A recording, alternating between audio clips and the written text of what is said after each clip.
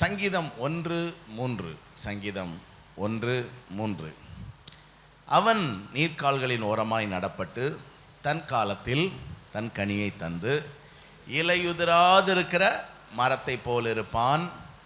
அவன் செய்வதெல்லாம் வாய்க்கும். இந்த வசனத்திலிருந்து ஆண்டவர் நமக்கு இந்த மாதம் கொடுக்கிற வார்த்தை என்ன அப்படின்னா, நீங்கள் கனி கொடுப்பீர்கள். நீங்கள் கனி கொடுப்பீர்கள். பக்கத்தில் இருக்கிறவங்கள விஷ் பண்ணுங்க பார்க்கலாம். நீங்கள் கனி கொடுப்பீர்கள். அதான் தேவன் நமக்கு இந்த மாதம் கொடுக்கிற வாக்குத்தத்தம். வாக்குத்தத்தம் என்பது தேவனுடைய விருப்பம். வாக்குத்தத்தம் என்பது தேவனுடைய விருப்பம். விருப்பம் மட்டுமல்ல, அது தேவன் நம்மிடத்தில் எதிர்பார்க்கிற ஒன்று, அல்லது தேவன் நம்மை நிர்பந்திக்கிற ஒன்று, அல்லது தேவனுடைய கட்டளை என்று கூட சொல்லலாம். Promises are God's desire and His demand. Promises are God's desire and His demand. அது அவருடைய விருப்பமும் நம்மிடத்திலிருந்து அவருக்கு இருக்கிற ஒரு எதிர்பார்ப்புமாய் இருக்கிறது. ஆனால் பிசாசு எப்போதுமே தேவனுடைய எதிர்பார்ப்புக்கு அல்லது தேவனுடைய விருப்பத்துக்கு மாறாக செயல்படுகிறவன். ஆகவே தேவன் நீங்கள் கனி கொடுக்க வேண்டும் என்று விரும்பும் போது நாம் கனி கொடாதபடிக்கு நம்முடைய வாழ்க்கையிலே அல்லது நம்மை திசை திருப்ப பிசாசு முயற்சி பண்ணுவான். தேவனுடைய விருப்பம், தேவ சித்தம் நம்முடைய வாழ்க்கையில் நிறைவேறாதபடி பார்த்து கொள்கிறது தான் பிசாசு. இப்போ ஆண்டவர் ஒரு வாக்குத்தத்தம் கொடுக்குறாருன்னா அது அவருடைய ஒரு ப்ராஜெக்ட். அவர் அதுக்காக கிரியை செய்ய தொடங்குவார். அதே நேரம் சாத்தான் அவனுக்கு வேற என்ன ப்ராஜெக்ட்? ஆண்டவர் போடுற ப்ராஜெக்டை தான் அவனும் கையில் எடுப்பான். ஆண்டவர் எதெல்லாம் எஸ்ன்னு போகிறாரோ அதெல்லாம் இவன் நோன் போட்டுக்கிட்டே போவான். ஆண்டவர் எதெல்லாம் நோன் போட்டுக்கிட்டே போகிறாரோ அதெல்லாம் இவன் எஸ்ன்னு போட்டுக்கிட்டே போவான். இந்த போராட்டம் தான் நம்முடைய வாழ்க்கையில் நடந்துக்கிட்டு இருக்குது. ஏதேன் தோட்டத்தில் அந்த ஆதாம் ஏவாளை பார்த்து ஆண்டவர், இந்த நன்மை தீமை அறியத்தக்க விருட்சத்தின் கனியை என்ன செய்யாதீங்க, புசிக்காதீங்க. ஜீவ விருட்சத்தின் கனியை என்ன செய்யுங்க, புசிங்க. அப்போ தேவனுடைய விருப்பம் என்னன்னா, இவங்க நன்மை தீமை அறியத்தக்க விருட்சத்தை என்ன செய்யக்கூடாது, புசிக்கக்கூடாது. ஏன் அப்படின்னா, அவங்க நன்மை தீமை அறியத்தக்க விருட்சத்தின் கனியை புசிச்சாங்கன்னா அவர்கள் நன்மை தீமை இன்னதென்று அறிந்து தேவர்களை போல இருப்பாங்க. அப்போ ஆண்டவருக்கு இவங்க அதை புசிச்சிடக்கூடாதுங்கிற ஒரு விருப்பம். அப்போ சாத்தானுக்கு எது விருப்பம்? இவங்க புசிக்கணுங்கிறது விருப்பம். புரியுதா? நமக்கு தேவன் ஒரு வாக்குத்தத்தத்தை கொடுத்து அதை நாம் சுதந்திரிக்க வேண்டும் என்று நினைக்கும் போது நாம் அதை சுதந்திரிக்க கூடாதுன்னு கிரியை செய்கிறவன் தான் பிசாசு. அப்போ அவன் சொன்னான், நீங்கள் நன்மை தீமை அறிந்து தேவர்களை போல ஆவீங்க அப்படின்னா. தேவனுக்கு என்ன விருப்பம்? நாம் அவருடைய பிள்ளைகளாக இருப்பது விருப்பம். தேவர்களாவது அவருடைய விருப்பம் அல்ல. ஆனால் சாத்தான் என்ன சொல்கிறான், நீங்கள் தேவர்களை போல் ஆவீர்கள் அப்படின்னோடனே நிறைய பேர் பிசாசினுடைய விருப்பத்துக்கு தங்களை விட்டு கொடுத்துறாங்க. தேவனுடைய விருப்பத்துக்கு மாறாக அவங்க செயல்பட ஆரம்பிச்சிடுறாங்க. அப்படி தான் அவங்க அந்த பழத்தை சாப்பிட்ட உடனே பாருங்க, ரொம்ப அழகான ஏதேன் தோட்டம் தேவன் அவர்களுக்காகவே உண்டாக்கினது, எவ்வளோ மகிமையானது. அதில் ஜீவ விருட்சம் இருக்குது. அதை சாப்பிட்டு இவங்க நிரந்தரமாக அழியாமல் அந்த தோட்டத்தில் தலைமுறைகளாக பலுகி பெருகி வாழ்ந்திருக்கலாம். பார்த்துக்கோங்க, அதுதான் தேவனுடைய விருப்பம். ஆனால் அந்த ஏதேன் தோட்டத்தில் குடியிருக்கவே முடியாத ஒரு நிலைக்கு சாத்தான் இந்த மனிதரில் தள்ளிவிட்டான். பாருங்க, தேவனுடைய விருப்பம் தேவ பிள்ளைகளுடைய வாழ்க்கையில் நிறைவேறக்கூடாதபடிக்கு சாத்தான் நம்மை திசை திருப்புகிறான். நம்மை தேவனுக்கு எதிரானவர்களாக அவன் மாற்றி விடுகிறான். அதை குறித்து நம்ம ரொம்ப ஜாக்கிரதையாக இருக்கணும். ஸோ கர்த்தர் இந்த மாதம் என்ன வாக்குத்தத்தம் கொடுக்குறாரு? நீங்கள் கனி கொடுப்பீர்கள் என்பது நாம் கனி கொடுக்க வேண்டும் என்ற ஆண்டவருடைய விருப்பத்தை வெளிப்படுத்துகிறது. ஆகவே வாக்குத்தத்தங்களை பற்றி கொள்வதில் நம்ம ரொம்ப ஜாக்கிரதை உள்ளவர்களாக இருக்கணும். இந்த வருஷத்தின் துவக்கத்தில் கர்த்தர் நமக்கு வாக்குத்தத்தம் கொடுத்தார், சகல மலைகளுக்கு மேலாக உங்களை உயர்த்துவேன் என்று. பாருங்க, நம்ம அந்த வாக்கு தத்தத்தை பற்றி கொள்றதுல ரொம்ப உறுதியுள்ளவர்களாக இருக்கணும். அப்போ அதுதான் தேவனுடைய சித்தம்னா, அதுதான் தேவனுடைய விருப்பம்னா, அதுதான் தேவனுடைய எதிர்பார்ப்பு அப்படின்னா நம்ம எப்படி அதை மறக்க முடியும்?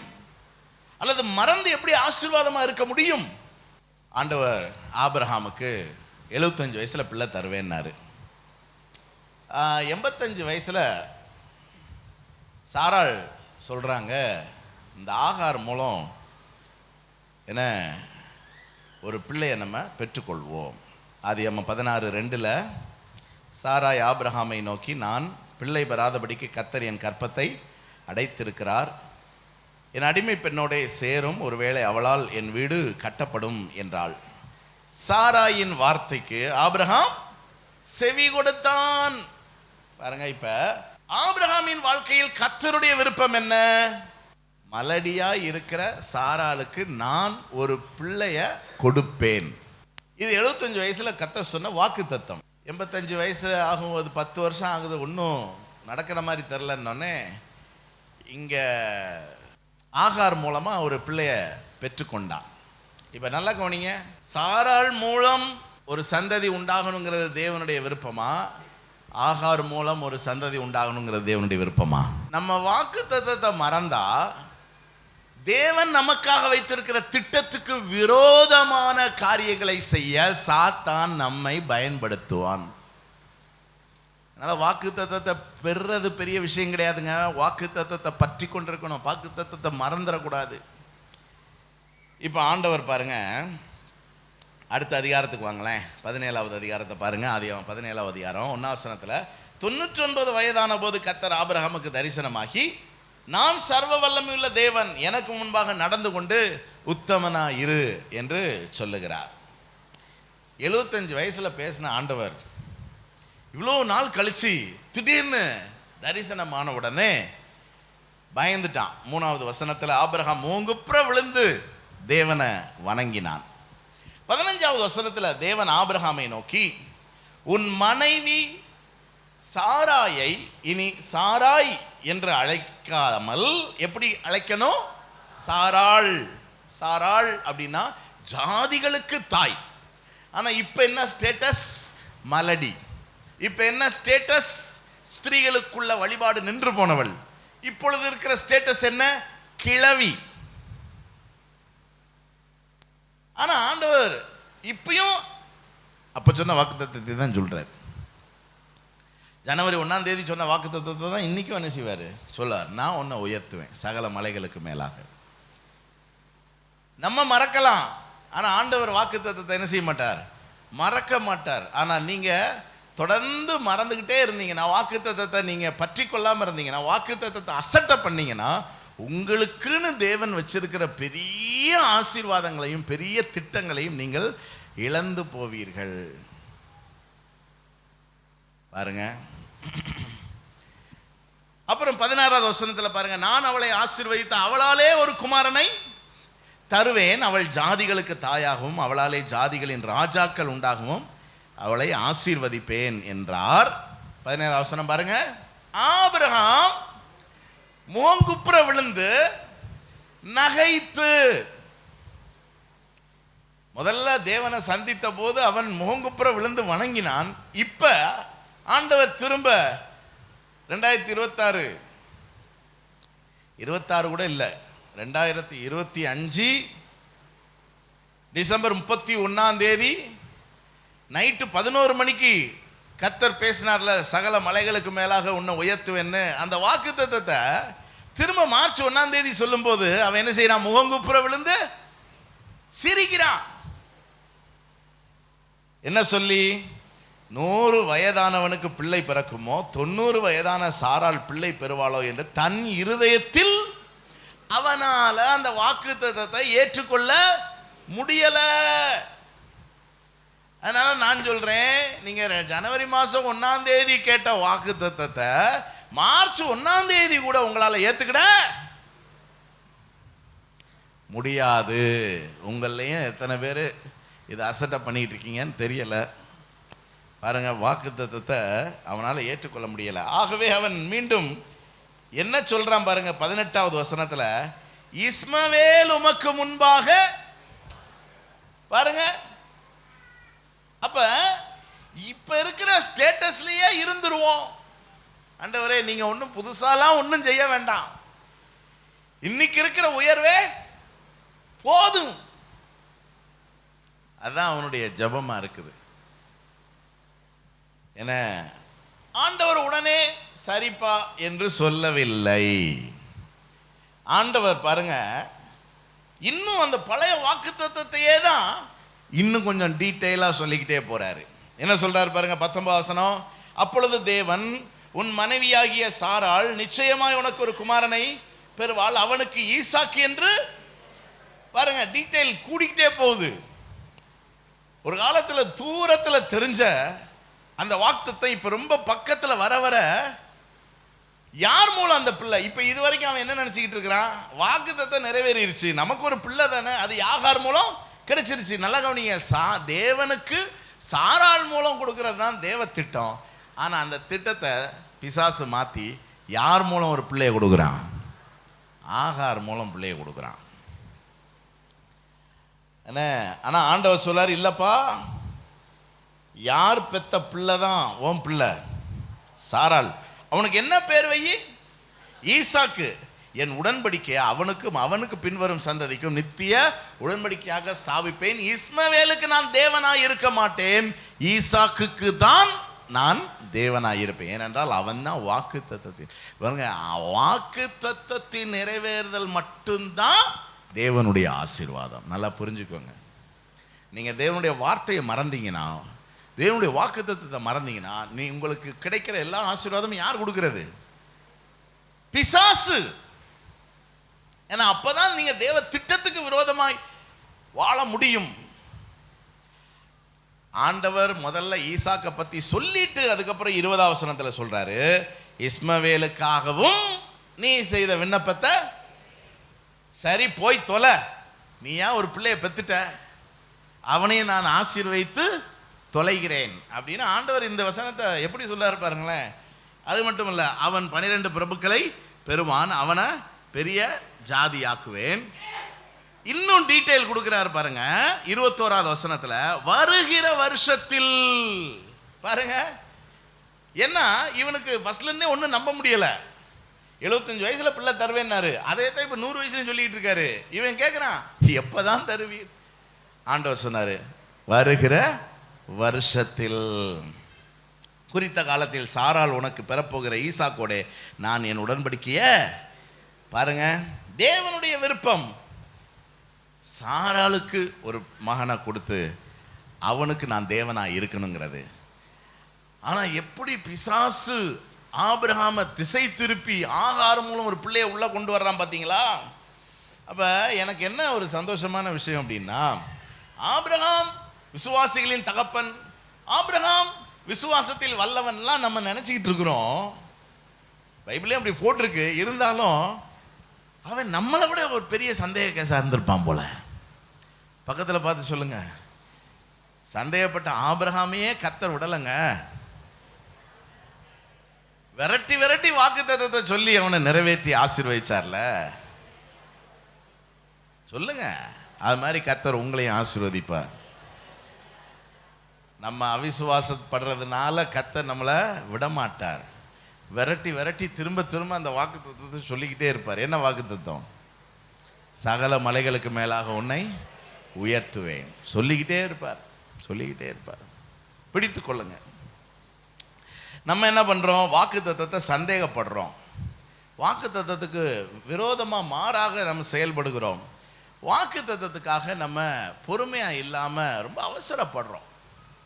அப்படிதான் இந்த ஆபிரகாம் செஞ்சான். வாக்குத்தத்தத்தை சந்தேகப்பட்டான், வாக்குத்தத்தத்துக்கு விரோதமான காரியங்களை செய்தான். வாக்குத்தத்தத்தை பெறுறதுக்கு அவன் பொறுமையா இல்லை.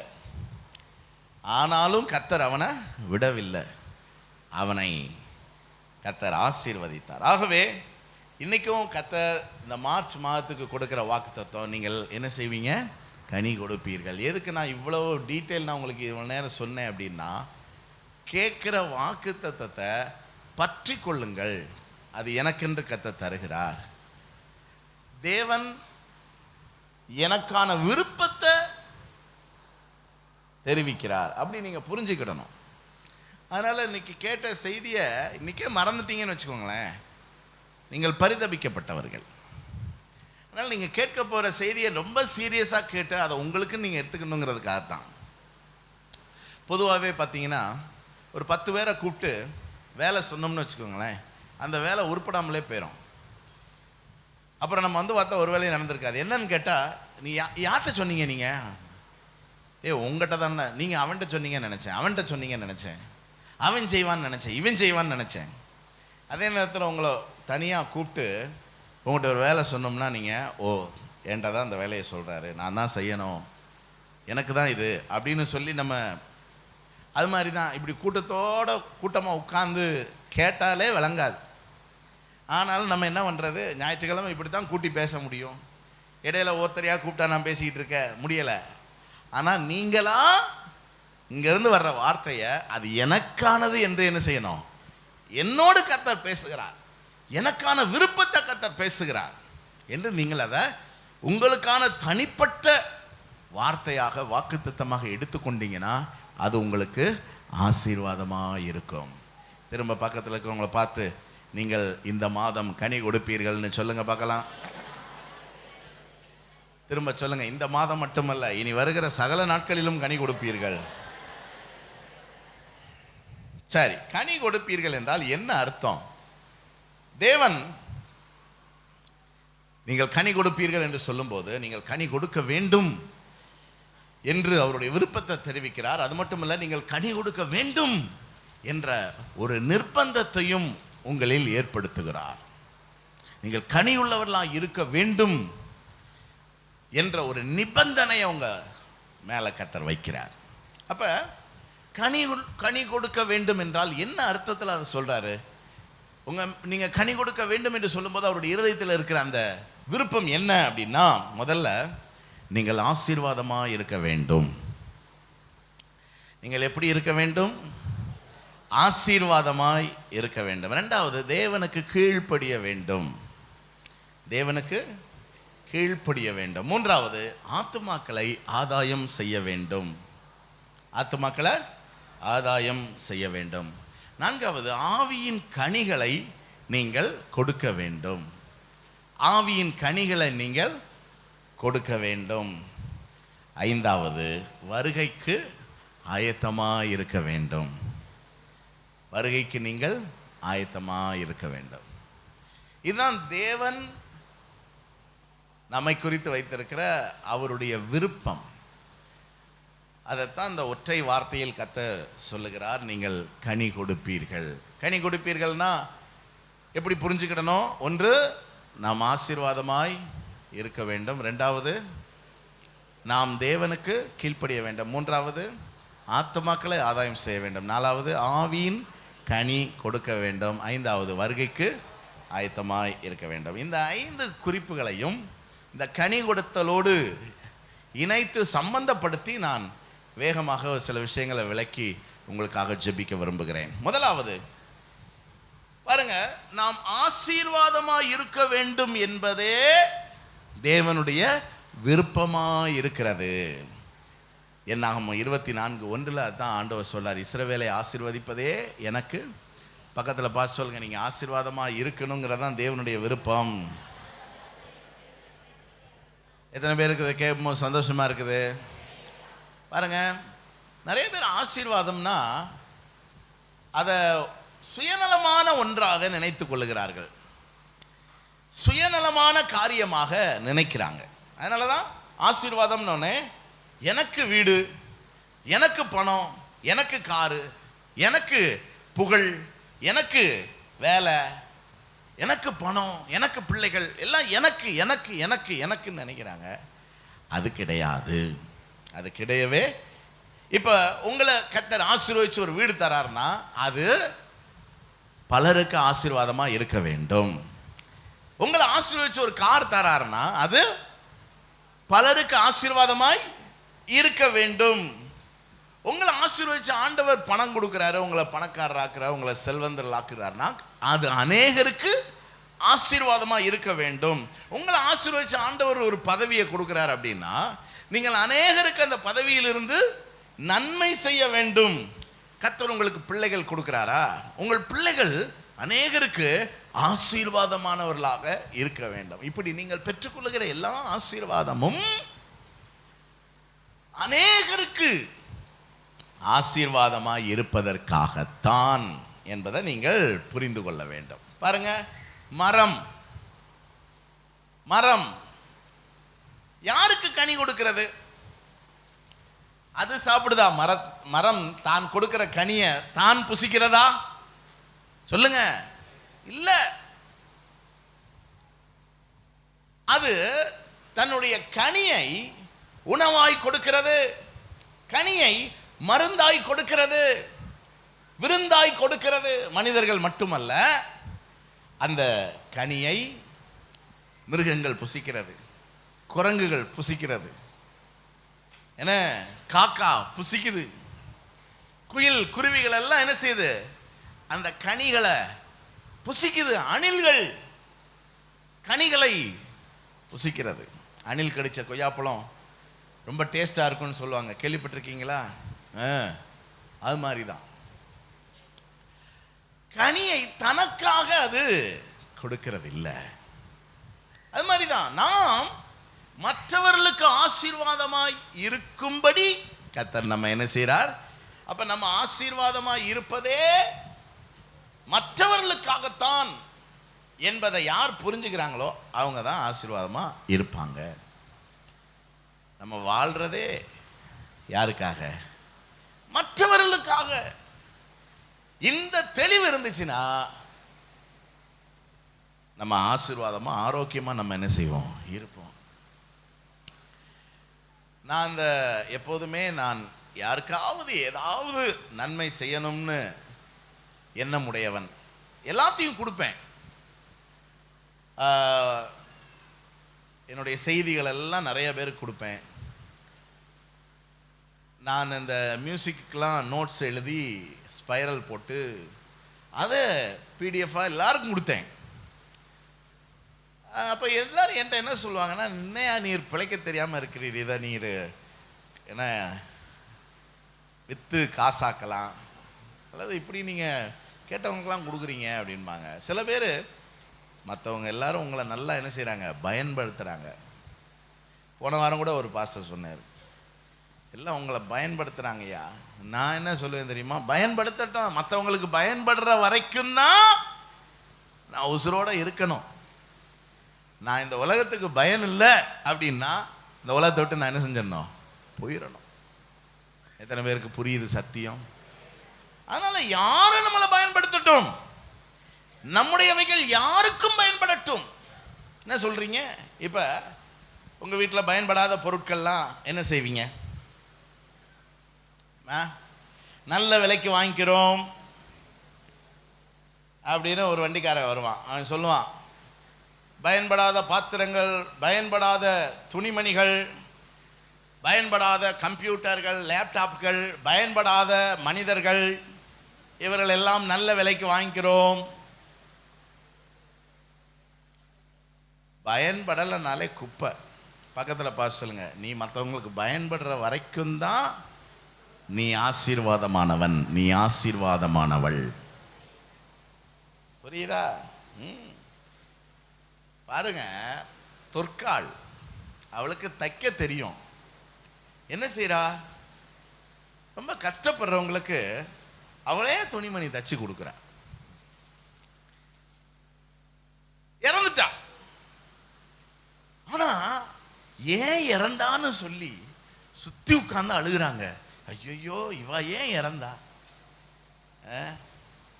வர்றவங்களாம் அப்புறம் அடக்கம் எப்ப அப்படின்னு கேட்கல. இறந்துட்டாங்களா? உயிரோட வரமாட்டாங்களா? இல்லை, அங்கே ஒரு பாஸ்டரை கூப்பிட்டுருக்கோம். அப்படியா? வந்து பாஸ்டர்கிட்ட இவங்க கேட்குறாங்க, ஐயா எப்படியாவது எழுப்பி கொடுத்துருங்க, இந்த அக்கா எங்களுக்கு ரொம்ப பிரயோஜனமாக இருந்தாங்க. பாருங்க, வேலை முடிச்சு அடக்கத்தை முடிச்சுட்டு கறி சாப்பாடு சாப்பிட்டு வேலைக்கு போவோம்ட்டு இல்லை, நாம் பிரயோஜனமாக இருந்தால் அந்த அந்த அந்த இடத்துலையே நம்ம பரலோகத்துக்கு போயிடணும். நான் சொல்றது புரியுதா? பயனற்றவர்களாகி அதுக்கப்புறம் இன்னும் காலிவனில் அடுத்த விட்டாரா, அப்பாடா. இந்த மாதிரி நிலைமைக்கெல்லாம் நம்ம ஒரு நாள் என்ன செய்யக்கூடாது. ஏன்னா அது ஆசீர்வாதம் அல்ல. ஸோ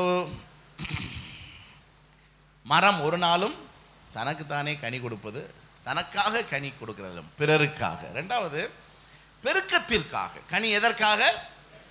பெருக்கத்துக்காக. கனி கொடுக்கலன்னா அந்த இனமே அழிஞ்சிருமே. இன்னொரு 3 விஷயத்தை சொல்றேன்.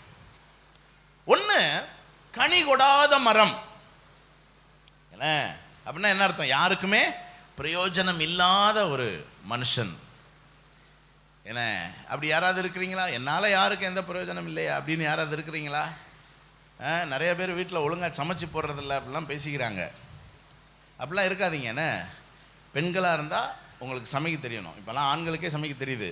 ஆனால் ஆண்களை சமைக்க விட்டு வேடிக்கை பார்த்துட்டு இருக்கீங்க. அப்படி செய்யாதீங்க, நல்லதில்லை. நல்லா சமைங்க, நல்லா விதவிதமாக சமைங்க. அப்புறம் வேலைக்கு போகிறீங்களா, சம்பாதிக்கிறீங்களா, வெரி குட், நல்லா பண்ணுங்கள். வீட்டை நல்லா நீட்டாக சுத்தமாக என்ன செய்யுங்க, வைங்க. வீட்டுக்கு வர்றவங்களுக்கு அவங்க விரும்புகிற மாதிரி காப்பி டீ ஏதாவது என்ன செய்யுங்க, போட்டு கொடுத்து நல்லா கௌரவப்படுத்துங்க. உற்சாகமாக இருங்க, சுறுசுறுப்பாக இருங்க. தூங்காதீங்க. செல்ஃபோனை நேரம் என்ன செய்யாதீங்க, நோண்டாதீங்க. இப்படி நீங்கள் யாருக்கும் பயனற்றவர்களாக இருக்கிறீங்க அப்படின்னா பின்னாடி நான் சொல்கிறேன், உங்களுக்கும் தான்.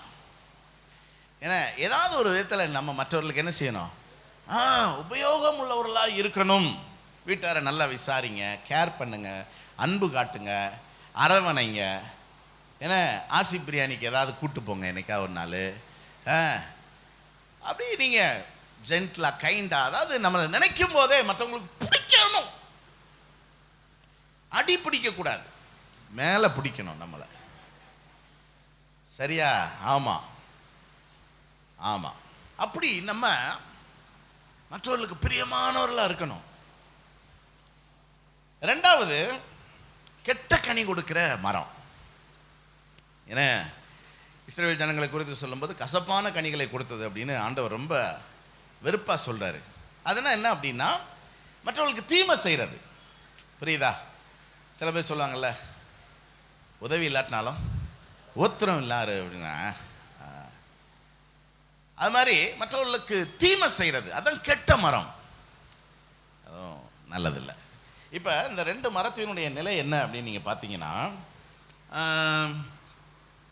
மத்தேயு 21:19 இயேசு ஒரு அத்தி மரத்தை கண்டு அதனிடத்திற்கு போய் இலைகளை அன்றி வேறொன்றையும் காணாமல், கனி இல்லை, அதனால ஒரு காலம் உன்னிடத்தில் கனி உண்டாகாது இருப்பதாக என்றார். உடனே அத்திமரம் பட்டு போயிற்று. ஆண்டவர் சபித்த அத்திமரம் பட்டு போயிற்று. அப்ப கனி கொடாத வாழ்க்கை சபிக்கப்பட்ட வாழ்க்கை, அல்லது கனி கொடாதவர்கள் சபிக்கப்படுவார்கள். அப்ப கனி கொடுத்தல் தான் ஆசீர்வாதம். புரியுதா? பிறருக்கு நாம் ஆசீர்வாதமாய் இருப்பது தான் ஆசீர்வாதம். அப்படி நாம் பிறருக்கு ஆசீர்வாதமாய் இல்லை என்றால் அது சாபம். என்ன அது மாதிரி எபிரேயர் 6:7 பாருங்க. தன்மேல் அடிக்கடி பெய்கிற மழையை குடித்து தன்னிடத்தில் பயிரிடுகிறவர்களுக்கு ஏற்ற பயிரை முளைப்பிக்கும் நிலமானது தேவனால் ஆசீர்வாதம் பெறும். ஓகே, இப்போ அடுத்த வசனம் தான் இந்த குறிப்புக்குரியது. முள் செடிகளையும் முள் பூண்டுகளையும் முளைப்பிக்கிற நிலமோ, பாருங்க, தன்மேல் அடிக்கடி பெய்கிற மழையை குடிச்சிட்டு முள் செடிகளையும் முள் பூண்டுகளையும் முளைப்பிக்கிற நிலமோ தகாததாயும் சபிக்கப்படுகிறதற்கேற்றதாயும் இருக்கிறது, சுட்டரிக்கப்படுவதே அதன் முடிவு. பாருங்க, அப்ப 2 காரியம் சொன்னேன். நீங்க கனி கொடாத மரமா இருந்தீங்கன்னா சபிக்கப்படுவீர்கள். தானியத்தை கட்டி வைக்கிறவன ஜனங்கள் என்ன செய்வாங்க? சபிப்பாங்க. உங்கள்கிட்ட வந்து ஒருத்தன், சார் டீ குடிக்கணும் 10 ரூபா கொடுங்க அப்படிங்கிறான், கொடுத்தீங்கன்னா ஆசீர்வதிப்பான். நீங்கள் சில்லறை இல்லை சார் அப்படின்னா, என்னை விட பிச்சைக்காரனாக இருக்கான் அப்படின்னு சொல்லி நேச்சர், என்ன இயற்கையாக நடக்கிற விஷயம். அதனால் நம்ம மற்றவர்களுக்கு எப்படி இருக்கணும்? ஆசீர்வாதமாக இருக்கணும். ரெண்டாவது, மற்றவர்கள் தீமை செய்யக்கூடாது. கசப்பான கனிகளை என்ன செய்யக்கூடாது? கெட்ட கனிகளை கொடுக்கூடாது. நம்ம முச்செடியாக இருக்கக்கூடாது, முள்ளு என்ன செய்யக்கூடாது? குத்த கூட. அப்படின்னாலும் அதுவும் சபிக்கப்படுகிறதற்கு ஏற்றதா இருக்கிறது என்று வேதம் சொல்லுகிறது. அப்ப மாறாக மூணாவது நம்ம யாரா இருக்கணும்? நல்ல கனி கொடுக்கிற மரமா என்ன செய்யணும்? இருக்கணும். அதுதான் தேவன் நம்மை குறித்து வைத்திருக்க சித்தம். அதுதான் மற்றவர்களுக்கு ஆசீர்வாதமான மரம். ஸோ முதல்ல கனி கொடுத்தல் என்றால் என்ன அர்த்தம்? நாம் மற்றவர்களுக்கு எப்படி இருக்கணும்? ஆசீர்வாதமாக இருக்கணும். இறைக்கிற கிணறு என்ன செய்யும்? ஊறும். இப்போ நீங்கள் உங்களுக்கு தெரிஞ்ச ஒரு கணக்கை நீங்கள் இன்னொருத்தருக்கு சொல்லி தரீங்கன்னு வச்சுக்கோங்களேன், அதுக்கப்புறம் ஒரு காலம் உங்களுக்கு அந்த கணக்கு என்ன செய்யாது? மறக்காது. பாருங்க, அப்போ நம்ம எதை விதைக்கிறோமோ அதை நம்ம நிச்சயமாக என்ன செய்வோம்? அறுப்போம். அதனால் நல்ல கனி கொடுக்கணும். அதான் கர்த்தருடைய வார்த்தை. ரெண்டாவது, தேவனுக்கு கீழ்ப்படியணும். கனி கொடுத்தல் என்றால் என்ன? இப்போ கனி கொடுத்தல், கனி என்பது ஒரு கிரியையை குறிக்கிறது. ஏன்னா கனி என்பது கிரியை. அப்ப நம்முடைய கிரியைகள் தேவனுக்கு உகந்ததா இருக்கணும். அதுதான் நல்ல கனி. தேவனுடைய வார்த்தை கேட்டதா இருக்கணும். அதுதான் நல்ல கனி. நம்ம நம்ம நம்ம கனி கொடுக்கல அல்லது தேவனுக்காக நம்ம கிரியை செய்யல, தேவனுக்கு கீழ்ப்படியலனாலும் சாபம். தேவனுடைய வார்த்தைக்கு விரோதமாய் தேவனுக்கு கீழ்ப்படியாமை அப்படிங்கிறதும் சாபம். உபாகமம் 11:27 நிறைய பேருக்கு தேவனுக்கு கீழ்ப்படியணுங்கிற அந்த கான்செப்டே தெரியல. அப்படி ஒன்று இருக்காகும். ஏன்னா அதை குறித்த சிந்தனை இல்லை. நான் தேவனுக்கு கீழ்ப்படுகிறேன்னா, நான் தேவ சித்தத்தில் தான் வாழ்ந்துகிட்டு இருக்கேன்னா, நான் போய்கிட்டு இருக்கிற பாதை தேவனுக்கு பிரியமானது தானா, நான் எடுத்த தீர்மானம் தேவன் ஏற்றுக்கொள்வாரா, நான் தேவனால் அங்கீகரிக்கப்பட்ட வாழ்க்கை தான் வாழ்கிறேன்னா யோசிக்கிறதே இல்லை. இதெல்லாம் கல்யாணம்னா ஒரு 21 நாள் உபவாசம் இருந்து ஜெபம் பண்ணுவாங்க, ஆண்டவரே இது உமக்கு சித்தமா அப்படின்னு.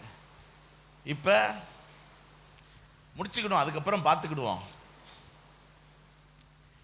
இந்த வசனத்தை பாருங்க. இன்று நான் உங்களுக்கு கற்பிக்கிற தேவனாகிய கர்த்தரின் கற்பனைகளுக்கு கீழ்ப்படிந்தீர்களானால், சொல்லுங்க, சத்தமா சொல்லுங்க, கீழ்ப்படிந்தால் ஆசீர்வாதம். சொல்லுங்க. 28வது வசனம், தேவனாகிய கர்த்தரின் கற்பனைகளுக்கு கீழ்ப்படியாமல் போனால், கடைசியா போட்டிருக்கு, சாபம் வரும். அப்ப கீழ்ப்படியாமல் போனால் என்ன உண்டு? உங்களுக்கு ஆசீர்வாதம் வேணுமா, சாபம் வேணுமா? எல்லாருக்கும் ஆசீர்வாதம் தான் வேணும். அதுக்கு என்ன செய்யணும்? கீழ்ப்படியலைன்னா என்ன வரும்? சத்தமா சொல்லுங்க, சாபம் வரும். அப்ப மரணமும் ஜீவனும் ஆண்டவர் நமக்கு முன்னாடி வச்சிருக்கிறாரு. நீங்க தேவனுக்கு கீழ்ப்படிஞ்சீங்கன்னா ஜீவன், தேவனுக்கு கீழ்ப்படியலைன்னா மரணம். தேவனுக்கு கீழ்ப்படிஞ்சீங்கன்னா உயர்வு, தேவனுக்கு கீழ்ப்படியலைன்னா தாழ்வு. உங்களுக்கு ஒரு வசனத்தை நான் வாசித்து காட்டுறேன். உபாகமம் 28வது அதிகாரம் எடுங்க, பைபிள் எடுங்க. இதில் போட மாட்டாங்க. 28வது அதிகாரம், ஏன்னா எடுத்து பார்க்கணுங்கிறக்காக தான் நான் அதை மட்டும் நோட் பண்ணி வச்சுருக்கிறேன். எத்தனாவது பக்கம்? 257 பழைய ஏற்பாட்டில் 257 எடுத்து பார்க்குறீங்களா? கவனிங்க, 2வது வசனம் பாருங்க. கர்த்தரின் சத்தத்துக்கு செவி கொடுக்கும் போது, எடுத்துட்டீங்களா எல்லாரும்? பைபிளில் இங்கே போட மாட்டாங்க. ஆமாம், நீங்கள் பைபிளில் தான் திறந்து பார்க்கணும். எப்பா என்ன வெளிப்படுத்தல தேடிக்கிட்டு இருக்க? நான் தான் புதிய ஏற்பாட்டில் 257 பழைய ஏற்பாட்டில் 257 சொல்கிறேன். பைபிளை திருப்புறதே கிடையாது. உங்கள் பக்கத்தில் இருக்கிறவங்க ஒழுங்காக எடுத்துருக்காங்களான்னு பாருங்கள். நம்ம வேறு ஞாயிற்றுக்கிழமை பவர் பாயிண்ட்டை போட்டுருவோமா? பைபிளை திறக்கிறதுக்கு வாய்ப்பே கிடையாது. பாஸ்டர் ஞாயிற்றுக்கிழமை ஒரு நாள் தான் சர்ச்சுக்கு வந்து பைபிளே திறப்போம், நீங்கள் அதுக்கும் இடம் கொடுக்க மாட்டேங்கிறீங்க அப்படின்னு சில பேருடைய மைண்ட் வாய்ஸ் எனக்கு கேட்குது. திறந்துட்டீங்களா? 200 கவனமாக ஒவ்வொரு வரியும் பாருங்கன்னு. ஏன்னா இதெல்லாம் நம்ம படிக்கிறது இல்லை, படித்தா நம்ம ரொம்ப பயபக்தியோடு வாழ்வோம். அதனால தான் நான் சொல்லித்தர வேண்டியிருக்கு. 2வது வசனம் பாருங்க. நீ உன் தேவனாகிய கர்த்தரின் சத்தத்துக்கு செவி கொடுக்கும் போது இப்பொழுது சொல்லப்படும் ஆசீர்வாதங்கள் எல்லாம் உண்மையில் வந்து பலிக்கும். நீ பட்டணத்திலும் ஆசீர்வதிக்கப்பட்டிருப்பாய், வெளியிலும் ஆசீர்வதிக்கப்பட்டிருப்பாய். கற்பத்தின் கனியும் நிலத்தின் கனியும் மாடுகளின் பெருக்கமும் ஆடுகளின் மந்தைகள் ஆகிய மிருக ஜீவன்களின் பலனும் உன் கூடையும் மாப்பிசைகிறவன் தொட்டியும் நீ வருகையிலும் போகையிலும் உனக்கு விரோதமாக எழும்பும் உன் சத்துருக்களை கர்த்தர் உனக்கு முன்பாக முறிய அடிக்கும்படி ஒப்பு கொடுப்பார். ஒரு வழியாய் வருவார்கள், ஓடி போவார்கள். கர்த்தர் உன் களஞ்சியங்களிலும் கையிடும் எல்லா வேலையிலும் உனக்கு ஆசீர்வாதம். தேவனாகிய கர்த்தர் உனக்கு கொடுக்கும் தேசத்திலே உன்னை நீயும் தேவனாகிய கர்த்தரின் கட்டளைகளை கை கொள்ளும் போது கர்த்தர் உனக்கு ஆணையிட்டபடியே உன்னை தமக்கு பரிசுத்த ஜனமாக கர்த்தருடைய நாமம் உனக்கு தரிக்கப்பட்டது என்று பூமியின் ஜனங்கள்லாம் கண்டு உனக்கு கொடுப்பேன் என்று ஆணையிட்ட தேசத்தில் உன் கற்பத்தின் கனியிலும் மிருக ஜீவன்கள் பலனிலும் உன் நிலத்தின் கனியிலும் உனக்கு பரிபூர்ண நன்மை உண்டாக ஏற்ற காலத்தில் உன் தேசத்தில் நீ கைட்டு செய்யும் வேலைகள் எல்லாம் கர்த்தர் உனக்கு தமது நல்ல பொக்கிஷ சாலையாகிய வானத்தை நீ அநேகம் ஜாதிகளுக்கு கடன் கொடுப்பாய். நீயும் 14வது வசனம் கடைசி பாருங்க, கர்த்தர் உன்னை வாளாக்காமல் கீழாகாமல். அல்லேலூயா. கேட்கறதுக்கு நல்லா இருந்துச்சுல. இப்போதான் அடுத்த ஜோனுக்கு போகிறோம். சரியா? அதை முடிச்சாதான் நம்ம எந்த ஜோனில் இருக்கோங்கிறது தெரியும். சரி, இப்போ 15வது வசனம் பாருங்க. நான் உனக்கு விதிக்கிற கர்த்தருடைய எல்லா கற்பனையின்படியும் கட்டளையின்படியும் அவர் சத்தத்துக்கு போனால் இப்பொழுது சொல்லப்படும் சாபங்கள் எல்லாம் கவனிங்க. நீ பட்டணத்திலும் சபிக்கப்பட்டிருப்பாய், வெளியிலும் சபிக்கப்பட்டிருப்பாய். கூடையும் மாப்பு செய்கிற தொட்டியும் நீ ஆட்டுற மாவை ஒரு நாள் கூட வச்சு உன்னால் தோசை சுட முடியாது. உன் கற்பத்தின் கனியும் நிலத்தின் கனியும் மாடுகளின் பெருக்கும் ஆடுகளின் மந்தைகளும் சபிக்கப்பட்டிருக்கும். வருகையிலும் சபிக்கப்பட்டிருப்பாய். அப்படின்னா என்ன அர்த்தம்னா, நீ போய் செய்கிற எந்த வேலையும் உனக்கு வாய்க்காது. என்னை விட்டு விலகி துர்க்கிரியல் நிமித்தம் சீக்கிரமாய் கெட்டுப்போய் அழியும் மட்டும் நீ கைட்டு செய்கிற எல்லாவற்றிலும் கர்த்தர் உனக்கு சாபத்தையும் சஞ்சலத்தையும் கேட்டையும் வர பண்ணுவா. நீ சுதந்தரிக்கும் தேசத்தில் கர்த்தர் உன்னை நிர்மூலமாக்க மட்டும் கொள்ளை நோய் உன்னை பிடித்து கொள்ள பண்ணுவார். கர்த்தர் உன்னை ஈழையினாலும் காய்ச்சலினாலும் உஷ்ணத்தினாலும் எரிபந்தத்தினாலும் வறட்சியினாலும் கருக்காயினாலும் விஷப்பணியினாலும் கொரோனாவினாலும் கேன்சரினாலும் வாதிப்பார். நீ அழியும் மட்டும் இவைகள் உன்னை உன் தலைக்கு மேலுள்ள வானம் வெண்கலமும் உனக்கு கீழுள்ள பூமி இரும்புமாய் இருக்கும். அப்படின்னா என்ன அர்த்தம்னா, உன் தேசத்து மழையை கர்த்தர் பொழுதியும் மழை பெய்யாது, கீழேருந்து நீரூற்று வராதுன்னு அர்த்தம். ஏன்னா பெய்யும் பண்ணுவார். நீ அழியும் மட்டும் அப்படியே வானத்திலிருந்து உன்மேல் உன் சத்துருக்களுக்கு முன்பாக நீ முறிய அடிக்கப்படும்படி கர்த்தர் செய்வார். ஒரு வழியாய் அவர்களுக்கு எதிராக புறப்படுவாய், 7 வழியாய். எப்படி தலைகீழாக நடக்கு பார்த்தீங்களா? அப்புறம் நீ பூமியில் உள்ள எல்லா ராஜ்யங்களிலும் சிதறுண்டு போவாய். உன் பிணம் ஆகாயத்து பறவைகளுக்கும் பூமியின் மிருகங்களுக்கும் இரையாகும். அவைகளை விரட்டுவார் இல்லாது இருப்பார்கள். நீ குணமாகாதபடி கர்த்தர் உன்னை எகிப்தின் எரிபந்தமான பருக்களினாலும் மூல வியாதியினாலும் சொறியினாலும் சிறங்கினாலும் வாதிப்பார். என்ன கடுப்பு அவருக்கு இருந்தா இதெல்லாம் இப்படி பேசி இருப்பார்னு கொஞ்சம் யோசித்து பாருங்களேன். புரியுதா? தனக்கு கீழ்ப்படியாத ஜனங்களை குறித்து தேவனுக்கு என்ன ஒரு கோபம் இருந்தா, ஆசீர்வாதத்தை நல்லா போனால் 12 வசனத்தில் முடிச்சிட்டாரு. இது அப்படியே அவருக்கு ஊத்தா என்ன செய்யுது? இதிலேருந்து புரிஞ்சுக்கோங்க, நீங்கள் தேவனுக்கு கீழ்ப்படியலைன்னா தேவனுடைய கோபத்தை நீங்கள் என்ன செய்ய வேண்டியது இருக்கும்? சம்பாதிக்க வேண்டியது இருக்கும். வாங்க கீழே போவோம். கர்த்தர் உன்னை 28வது வசனம், கர்த்தர் உன்னை புத்தி மயக்கத்தினாலும் குருட்டாட்டத்தினாலும் மன திகைப்பினாலும், இதெல்லாம் இந்த மனநோய்களை குறிக்குது. என்ன? அப்புறம் குருடன் அந்தகாரத்தில் தடவி திரிகிறது போல பட்டப்பகலில் தடவி கொண்டு உன் வழியில் ஒன்றும் உனக்கு வாய்க்காதே போம். உதவி செய்வார் இல்லாமல் நீ என்னாலும் ஒடுக்கப்படுகிறவனும் பறிகொடுக்கிறவனுமாய் இருப்பாய். பெண்ணை உனக்கு நியமிப்பாய், வேறொருவன் கூட்டி கொண்டு போய்விடுவான். வீட்டை கட்டுவாய், அதிலே குடியிருக்க மாட்டாய். திராட்சை தோட்டத்தை நட்டுவாய், அதன் பலனை அனுபவிக்க மாட்டாய். உன் மாடுகள் உன் கண்களுக்கு முன்பாக அடிக்கப்படும், நீ அதில் ஒன்றும் புசிப்பதில்லை. ஏன் ஒரு 1/2 கிலோ 1/4 கிலோ நம்மகிட்ட கொடுத்துட்டு அவன் எடுத்துகிட்டு போக வேண்டாமா? யோசிப்பார். நம்ம ஆட்டை அடிக்கிறானா, ஆட்டையா மாட்டையா? நம்ம மாட்டை அடிக்கிறானா அதில் ஒரு கிண்ணம் சுக்கா தர மாட்டேங்கிறான். பைபிள் அப்படி தான் போட்டிருக்கு. உன் கழுதை உனக்கு முன்பாக கொள்ளையிட்டு கொண்டு போகப்படும். நீ கேஸ் கொடுத்தினா அதை உனக்கு திரும்பி கொடுக்கவே மாட்டாங்க. உன் ஆடுகள் உன் சத்துருக்களுக்கு கொடுக்கப்படும். விடுவிப்பார் ஒருவரும்.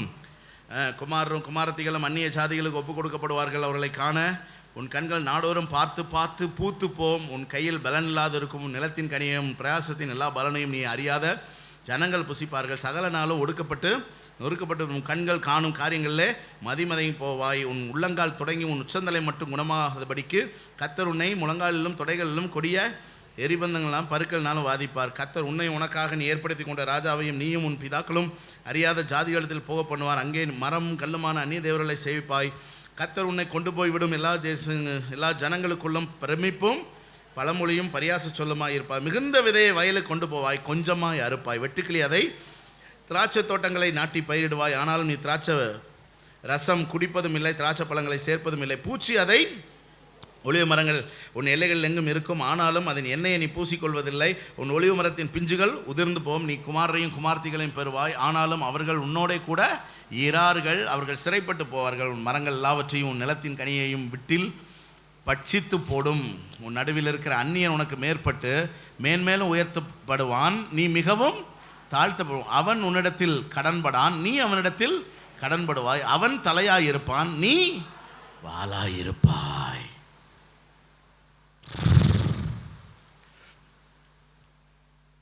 நிறைய பேருக்கு இப்படி ஒரு போர்ஷன் பைபிளில் இருக்குன்னே தெரியாதுங்க. அதனால தான் தேவனுக்கு பயப்படுகிற பயம் இன்னைக்கு இல்லை. இந்த பலிபீடத்திலிருந்து வருகிற வார்த்தைக்கு கீழ்ப்படியணுமேங்கிற நடுக்கம் இல்லை. ஆண்டவருக்கு கீழ்ப்படியலைன்னா அது என்னை ஆசீர்வதிக்காது, அது என் வாழ்க்கைக்கு சாபத்தை கொண்டு வருங்கிற ஒரு அறிவு இல்லை. ஆபிரகாமை நினச்சி பாருங்க, இஸ்மவேலை துரத்தி விட்டான், ஆண்டவர் சொன்னார்னு நிறைய காரியங்களை கீழ்ப்படிஞ்சிருக்கான். இப்போ ஒரே பையன் ஈசாக்கு, ஆண்டவர் சொல்கிறாரு அவனை கொண்டு வந்து எனக்காக பலி இடுங்கிறார். யோசித்து பாருங்க, செய்வோமா? ஆனால் சத்தம் இல்லாமல் இந்த ஆபிரகாம் அவனை தூக்கிட்டு போய் பலி செலுத்தினான். சத்தம் இல்லாமல் அதை செய்கிறான். எப்படிங்க ஒருத்தர் செய்ய முடியும்? நம்ம செய்யக்கூடிய ஒரு காரியத்தை செய்ய சொன்னாலே நம்ம செய்ய மாட்டேங்கிறோம். ஒரே பிள்ளை, சாரால் வயிற்றுலேருந்து பெத்த பிள்ளை, அவனை கொண்டு பலியிடுனா. இப்போ நான் என்ன மனசில் நினைக்கிறேன் தெரியுமா? ஏன்னா தேவனும் அவன் பலியிட்டதுக்கு அப்புறம் அவன் சொல்றாரு, நீ எனக்கு கீழ்ப்படுகிறவன் என்று இப்பொழுது அறிந்து கொண்டேன். அப்படின்னா நான் என்ன யோசிக்கிறேன், ஆபிரகாம் அவ்வளவாய் கர்த்தருக்கு பயந்தவன். ஏன்னா இப்ப ஒரு பிள்ளை தான் வச்சிருக்கேன், இதெல்லாம் நான் கொடுக்க முடியாதுன்னு சொல்லி இவன் ஆண்டவருடைய வார்த்தை கீழ்ப்படியாம வச்சிருந்தான்னு வச்சுக்கோங்களேன், ஈசாக்கு அவனால் காப்பாற்ற முடியுமா? முடியாது, முடியாது. இன்னைக்கு நிறைய விஷயத்துல நம்ம சுயநலத்துக்காக தேவனுடைய வார்த்தையை மீறுறோம். அது எவ்வளவு மோசமான ஆபத்தை நம்ம வாழ்க்கையில கொண்டு வருங்கிறத நாம் அறியாமல் இருக்கிறோம். அப்படி நான் தேவனுக்கு கீழ்ப்படியாமல் போனால் இவ்வளவு சாபங்கள் எனக்கு வரும்னு தெரிஞ்சா நான் அந்த ஒரு சுயநலத்தை நான் விட்டு கொடுத்துருக்கலாம். நான் அந்த ஒரு காரியத்துக்கு சுயத்துக்கு மறித்து நான் தேவனுக்கு கீழ்ப்படிஞ்சிருந்திருக்கலாங்கிற ஒரு அறிவு நமக்கு காலை வேளையில கத்த தருவாராக. தேவனுக்கு கீழ்ப்படிவது கடினம்தான், ஆனா கீழ்ப்படியாமல் போனால் வருகிற சாபம் இருக்குல்ல, கீழ்ப்படிஞ்சா ஆசீர்வாதம்னு எத்தனை பேர் நம்புறீங்க? பாருங்க, ஒரு பக்கம் நமக்கு எவ்வளவு பாசிட்டிவான ஒரு இது இருக்கு பாருங்க. தேவனுக்கு கீழ்ப்படுகிறது அவ்வளவு ஆசீர்வாதம், கீழ்ப்படியாதது பெரிய சாபம். அதனாலதான் இந்த ஆபிரகாம் அதிகாலையில ஈசாக்க வெளியே வா, உனக்கு பணியாரம் வாங்கி தரேன்னு சொல்லி மெல்ல கூட்டு போனான். சாராள்கிட்ட சொல்லலை, சொல்லியிருந்தா விளக்கு மாற்ற கொண்டே என்ன செஞ்சிருப்பா, பெரிய கலவரம் ஆயிருந்திருக்கும். கடைசியில் இப்போ ஏண்டா ஆபிரகாம் உன் மகனை எனக்கு பலி செலுத்த வரலையா அப்படின்னு கேட்டா, நீர் எனக்கு தந்த ஸ்திரீயானவள் என்னை விளக்கமாத்தால் அடித்து வீட்டில் இருக்க வைத்து விட்டாள், ஈசாக்கை கொண்டு ஒளித்து வைத்து விட்டாள் எங்கேயோ. அப்படியெல்லாம் நம்ம கதை கட்டுவோமா இல்லையா? நான் ஏன் கர்த்தருக்கு கீழ்ப்படியவில்லை என்பதற்காக நம்ம ஒரு 68 பாயிண்ட் என்ன செய்வோம். நீங்கள் எத்தனை பாயிண்ட் சொன்னாலும் சாபம் சாபந்தான். தேவனுக்கு கீழ்ப்படியலையா, சாபம் சாபந்தான். ஆண்டவர் உன்னைய பலி செலுத்த வர சொன்னா நீ எதுக்கு போய் மனைவிட்ட சொன்ன? உனக்கு நல்லா தெரியும், காமன் சென்ஸு. மனைவிட்ட சொன்னால் கண்டிப்பாக அவள் என்ன செய்ய மாட்டா, அனுப்ப மாட்டான். அப்போ எப்படா பிள்ளைய காப்பாற்றலாம்னு நினச்சி நீ போய் என்ன செஞ்சுருக்க, இவ்வளவு நாள் எதையுமே இப்போ மனைவிக்கு சொல்லாத நீ இதை மட்டும் போய் ஏன் சொன்ன? ஏன்னா அப்போ தான் இந்த பிள்ளைய நம்ம காப்பாற்ற முடியும், பலி செலுத்துறதுலேருந்து தடுப்பு வைக்க முடியும், விடுவிக்க முடியும்னு சொன்னீல. பார்த்தீங்களா, நிறையா நேரம் நம்ம எப்படி வேலை பார்க்குறோம்னு.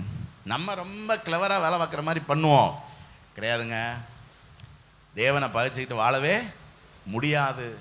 அதனால் தேவனுக்கு என்ன செய்யணும், கீழ்ப்படியணும். சிலர் என்ன சொல்கிறாங்கன்னா, இதெல்லாம் பழைய ஏற்பாடு பாஸ்டர், ஆண்டவர் கல்வாரி சிலுவையில் நமக்காக பலியாகி நியாயப்பிரமாணின் சாபத்துக்கு நம்மளை என்ன செஞ்சிட்டாரு, நீங்களாக்கி விடுவித்து விட்டார்னு.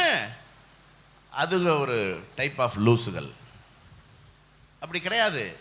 கவனிங்க, இதே பிரமாணத்தை புதிய ஏற்பாட்டில் 5, 6, 7 அதிகாரங்களில் கர்த்தர் கொடுத்தாரு.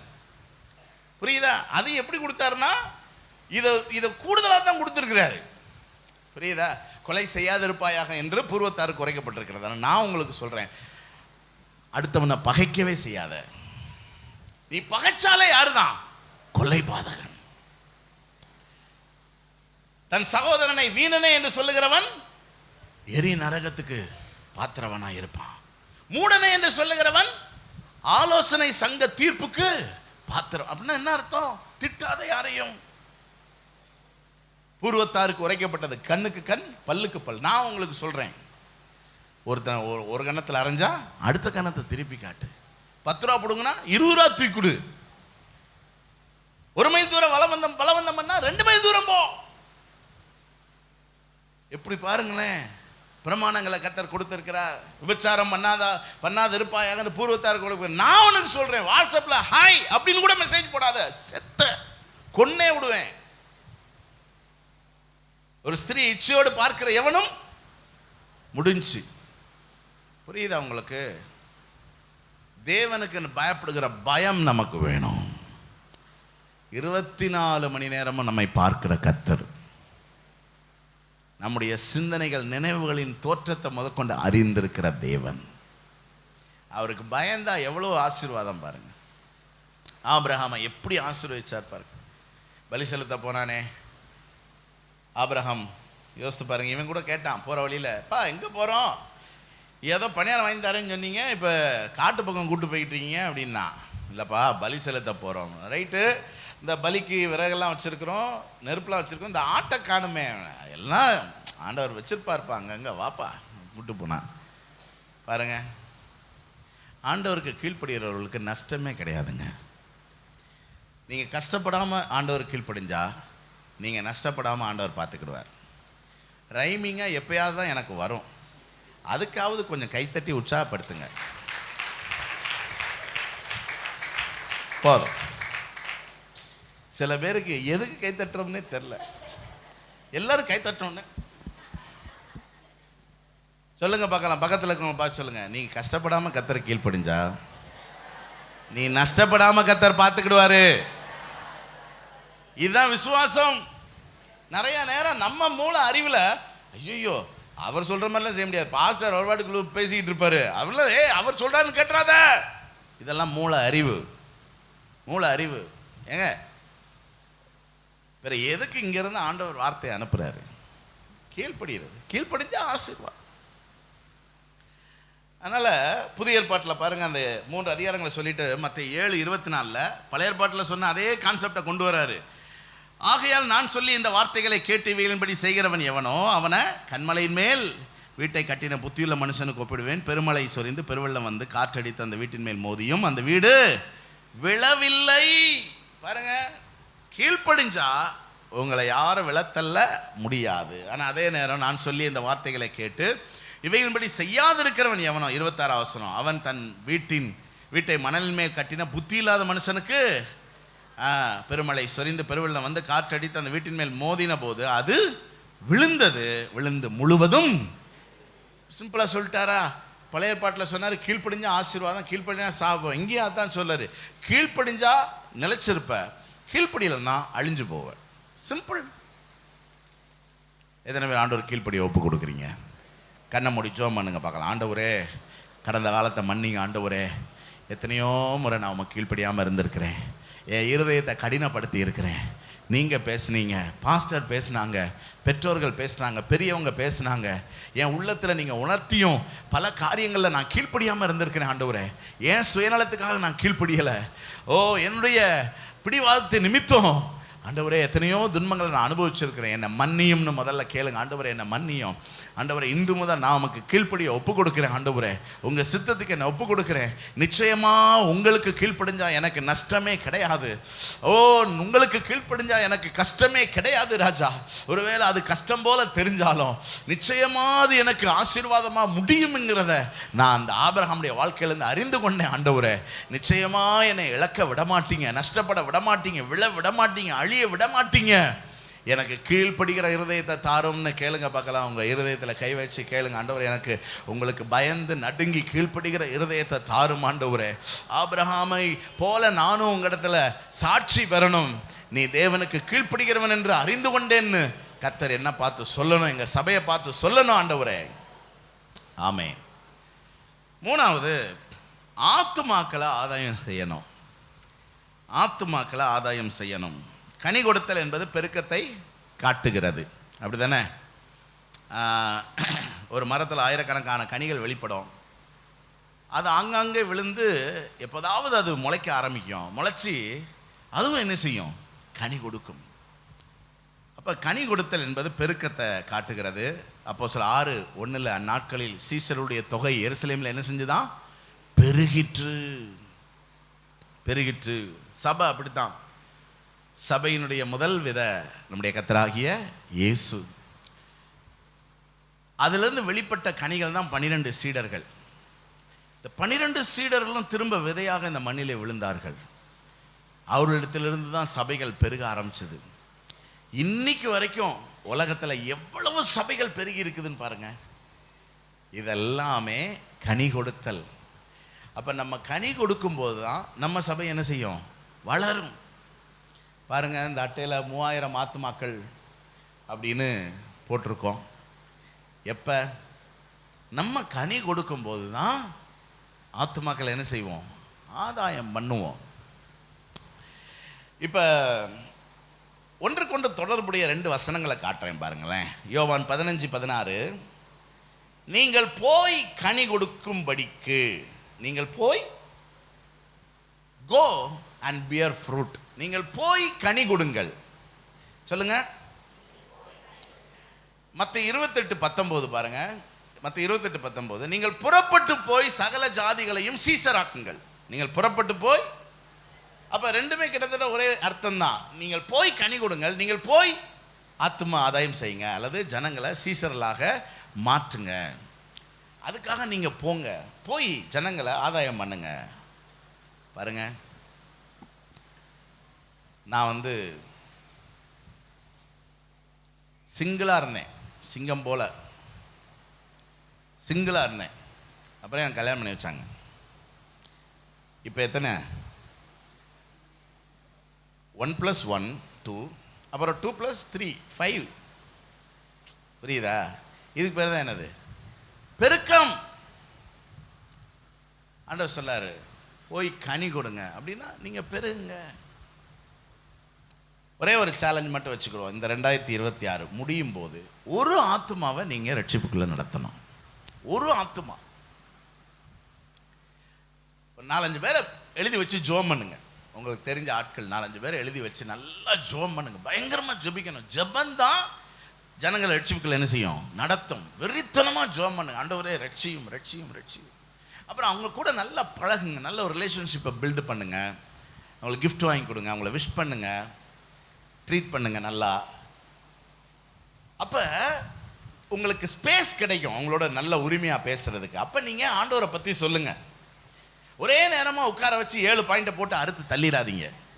அதெல்லாம் நான் பார்த்துக்கிடுவேன் வந்ததுக்கு அப்புறம்.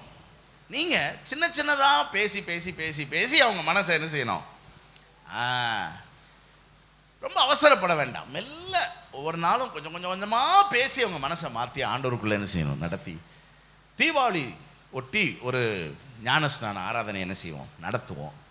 அதில் கொண்டு வந்து அவங்களை ஞானஸ்நானம் கொடுத்து தள்ள கை வச்சு பரிசுத்த ஆவியின் அபிஷேகத்தையும் வாங்கி கொடுத்துட்டோம்னா அதுக்கப்புறம் அவங்க சபை விட்டு என்ன செய்ய மாட்டாங்க? போகவே மாட்டாங்க. எத்தனை பேர் சேலஞ்சுக்கு ரெடியாக இருக்கிறீங்க? இதுக்கெல்லாம் நான் ஆப்ஷன்லாம் கேட்கல. அவ்வளோ பேரும் என்ன செய்யணும்? கனி கொடுக்கணும். கனி கொடுக்கணும். புரியுதா? அவ்வளோ பேரும் ஒரு சேலஞ்ச் எடுங்க. இந்த வருஷம் முடிகிறதுக்குள்ள ஒரு ஆத்துமாவை நான் ரட்சிப்புக்குள்ள நடத்துவேன். பாருங்களேன், இது ஈஸியா கஷ்டமா? ஈஸிங்க. ஏன் ஈஸி தெரியுமா? எல்லாரையும் ரட்சிக்கணுங்கிறது தேவனுடைய சித்தமா இருக்குது. ரெண்டாவது, ரட்சிக்க போறது நீங்களும் நானும் கிடையாது. யாரு தான்? கர்த்தர் தான். நம்ம கிரியை செய்ய போறோம், அவ்வளவுதான். நம்ம சில காரியங்களை செய்யணும், அவ்வளவுதான். அதுக்கு எத்தனை பேர் கீழ்ப்படிவீர்கள்? கீழ்ப்படியலைன்னா அது வேற பிரச்சனை. அதனால கீழ்ப்படிஞ்சு நம்ம ஆண்டவரை பத்தி சொல்லுவோம், நிச்சயமா அவங்க என்ன செய்வாங்க? அதுதான் கனி கொடுத்தல். நான்காவது, ஆவியின் கனிகளை நம்ம கொடுக்கணும். கலாத்தியர் 5வது அதிகாரம் வாசித்து பார்த்தீங்கன்னா, மாம்சத்தின் கிரியைகள்னு 17 இருக்குது. அந்த மாம்சத்தின் கிரியைகள் 17 சொல்லிட்டு, இப்படிப்பட்டவைகளை செய்கிறவர்கள் தேவனுடைய ராஜ்யத்தை சுதந்திரிப்பது இல்லைன்னு வேதம் சொல்லுது. அடுத்து 22வது வசனத்திலேருந்து ஆவியின் கனி 9 சொல்லி இருக்குதுங்க. ஆவியின் கனியோ அன்பு, சந்தோஷம், சமாதானம், நீடிய பொறுமை, தயவு, நற்குணம், விசுவாசம், சாந்தம், இச்சை அடக்கம். ஆவியின் கனி என்னது? 9. இப்போ நம்மிலிருந்து வெளிப்பட வேண்டியது அந்த 17ல் ஒன்று கூட கிடையாது. அந்த 17 என்ன சொல்லுது? 17 என்ன சொல்லுது? விபச்சாரம், வேசித்தனம், அசுத்தம், காம விகாரம், விக்கிரக ஆராதனை, பில்லி சூனியம், பகை, விரோதம், வைராக்கியம், கோபம், சண்டை, பிரிவினை, மார்க்கபேதங்கள், பொறாமை, கொலைகள், வெறிகள், களியாட்டுகள், இதில் ஒன்று கூட நமக்கு இருக்கக்கூடாது. ஆனால் அடுத்து சொல்லப்பட்டிருக்கிற 9 நமக்குள்ள வேணும். பக்கத்தில் பார்த்து சொல்லுங்க, 17 ஒன்று கூட உங்கள்கிட்ட இருக்கக்கூடாது. 9 அத்தனையும் இருக்கணும். எந்த 9? அது என்ன?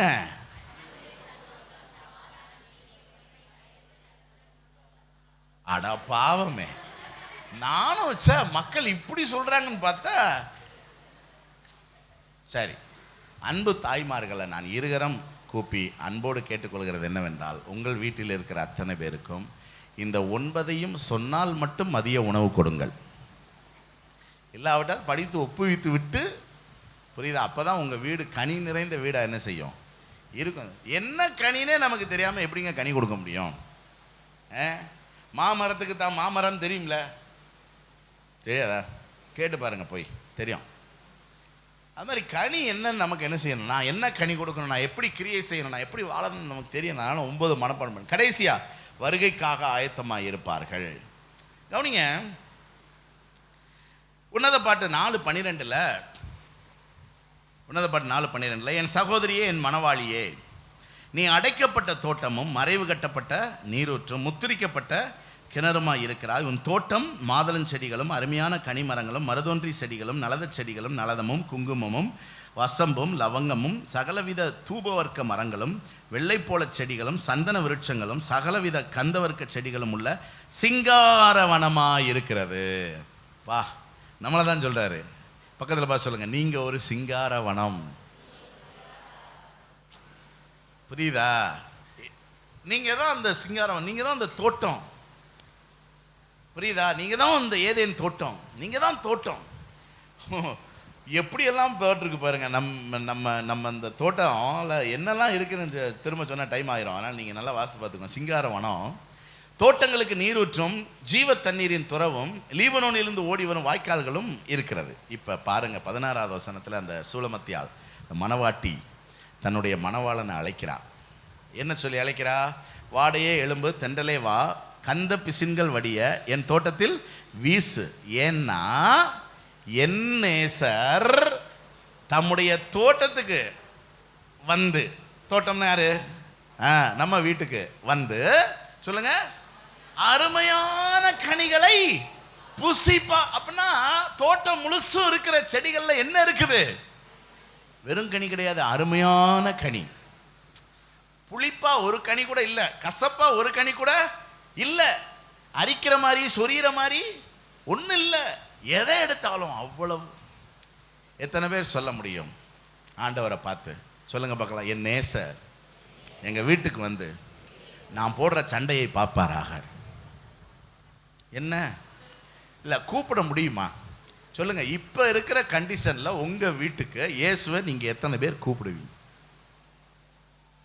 சொல்லுங்க, மனசுல கை வச்சு சொல்லுங்க, என் நேசர் எங்க வீட்டுக்கு வந்து நான் பேசுற கெட்ட வார்த்தையை கேட்பாராக. முடியுமா? சொல்லுங்க, ஒரு கனி இல்லாத வாழ்க்கை அல்லது ஒரு கெட்ட கனி கொடுக்கிற வாழ்க்கையை வச்சுக்கிட்டு எப்படி இயேசுவை நம்ம வீட்டுக்கு கூப்பிட முடியும்? எப்படி ஆமென் இயேசுவே வாரும்னு சொல்ல முடியும்? யோசித்து பாருங்க. முதல் நூற்றாண்டில் சொன்னார், இதோ சீக்கிரமாய் வருகிறேன்னு. இன்னும் வரல. என்ன நம்ம ரெடியா இல்லை. நம்ம ஆண்டவரே வாங்க, நான் ரெடியா இருக்கிறேன், வந்து பாருங்க, நான் கனி கொடுத்துருக்கிறேன், என் கனிகளை புசிங்க, எனக்கு மார்க் போடுங்க, என்னை நியாயம் தீருங்கன்னு சொல்ல முடியுமா? படிக்காத பிள்ளைகள் தான் என்ன செய்யும்? சார் டெஸ்ட் வச்சா சார் அடுத்த வாரம் வைங்க, அடுத்த வாரம் வைங்க, அடுத்த வாரம் வைங்க. ஆனால் ஒரு நாள் வரும் ஆனுவல் எக்ஸாம், அது வாத்தியார் வைக்கிறது இல்லை, புரியுதா? மேனேஜ்மெண்ட் வைக்கிறது. அதை நீங்கள் ஸ்கிப் பண்ண முடியுமா? ஒன்றும் முடியாது. அது போல தான் கர்த்தருடைய நாள் நெருங்கி வருகிறது. அதற்குள்ளே நீங்கள் ஆண்டவரை சந்திக்க என்ன செய்யணும்? ஆயத்தப்படணும். அதுக்கு நீங்கள் கனி கொடுக்கணும். கடைசியாக ஒரு வார்த்தையை சொல்லி நான் முடிக்கிறேன். கனி கொடுக்கறதுக்கு என்ன செய்யணும் அப்படின்னா, நீங்கள் சங்கீதம் 1:2 தானே வாசித்தோன்னே, 3, அவன் நீர்க்கால்களின் ஓரமாய் நடப்பட்டு. புரியுதா? நீர்க்கால்கள்னா என்னது? ஆற்றோரத்தில் இருக்கிற மரம் தான் ரொம்ப செழிப்பாக என்ன செய்யும்? ஏன்னா எப்போதும் வற்றாத தண்ணீர் அதுக்கு கிடைச்சிக்கிட்டே இருக்கும், செழிப்பாக இருக்கும். நீர்க்கால்களின் ஓரமாய் நடப்பட்டு தன் காலத்தை தன் கனியை தந்து இலையுதராது இருக்கிற மரத்தை போல் அவன் செய்வதெல்லாம். அப்போ முந்தின வசனத்தோடு ஒப்பிட்டு பாருங்க, என்ன சொல்லி இருக்கிறது? பிரியமா இருந்து இரவும் பகலும் அவருடைய வேதத்தில் மனுஷன் பாக்கியவான். அப்ப நீர்க்காலின் ஓரமா எப்படி நடப்படுறது?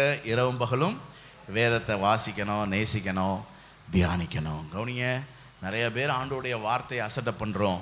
ஆண்டவர் சொல்றாரு, வேதத்தை வாசிங்க, அதில் தான் சமாதானம் இருக்குது. வேதத்தை வாசிங்க, அதில் தான் உங்களுக்கு எதிர்காலம் இருக்குது. வேதத்தை வாசிங்க, அதில் தான் உங்களுக்கு அற்புதம் இருக்குது. வேதத்தை வாசிங்க, அதில் தான் உங்களுக்கு சந்தோஷம் இருக்குது. இரவும் பகலும் வேதத்தில் தியானமாக இருக்கிற மனுஷன் தான் கனி கொடுக்க முடியும். இரவும் பகலும் வேதத்தில் தியானமாக இருக்கிற மனுஷன் தான் ஆசீர்வாதமாக இருப்பான். அவன் தான் கர்த்தருக்கு கீழ்ப்படிவான். வேதத்தில் வசனமே என்னன்னு தெரியலன்னா எப்படி நம்ம கர்த்தருக்கு கீழ்ப்படிய முடியும்? அவன் தான் ஆத்துமாக்கள் ஆதாயம் செய்வான். அவன் தான் ஆவியின் கனிகளை கொடுப்பான். அவங்க தான் ஆண்டோடைய வருகைக்கும் ஆயத்தமாக இருப்பாங்க. எத்தனை பேர் வேதம் வாசிப்பீங்க? எத்தனை பேர் வேதம் வாசிக்க ஒப்பு கொடுக்குறீங்க? எத்தனை பேர் வேதம் வாசிப்பீங்க? எத்தனை பேர் வேதம் வாசிக்க ஒப்பு கொடுப்பீங்க? எப்போ வாசிப்பீங்க? ஏன் சின்னுங்க, ஜோம் பண்ணுவோம்.